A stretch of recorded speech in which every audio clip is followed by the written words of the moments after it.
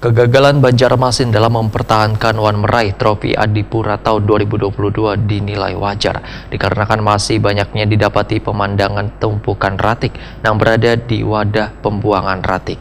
Kegagalan ini tentunya sangat disayangkan, namun juga bisa menjadi pembelajaran bagi seberatan pihak untuk secara bersama-sama melakukan pembenahan.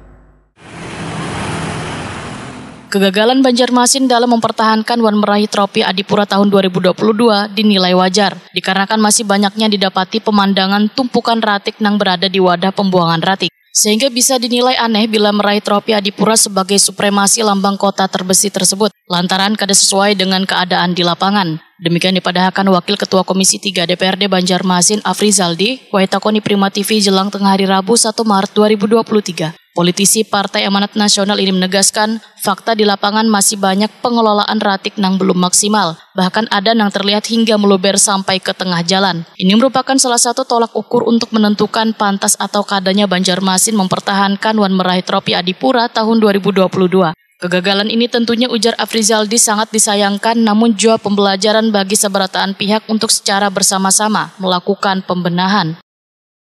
Kalau kita melihat dengan berbagai macam pengelolaan yang ada, dengan masih banyaknya TPS yang melumber, sampahnya melumber ke jalan, bisa jadi itu menjadi tolak ukur kita bahwa ini menjadi hal yang perlu kita evaluasi.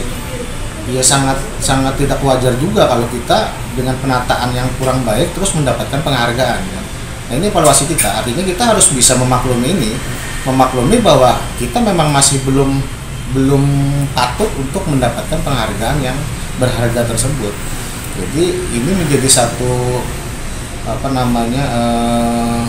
istilahnya itu introspeksi bagi kita bahwa ya kita memang belum bisa masuk ke tahap.